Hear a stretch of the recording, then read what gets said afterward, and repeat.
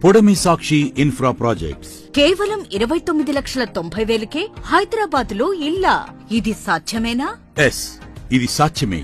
మన పొడమి సాక్షి infra projects వారు అందిస్తున్న మరో గొప్ప అవకాశం. ఓపెన్ ప్లాట్ ధరకి స్వంత ఇల్లు. సామాన్య మధ్యతరగతి వారికి చిరకాల స్వప్నమైన స్వంత ఇంటి కలను సాకారం చేసుకోండి.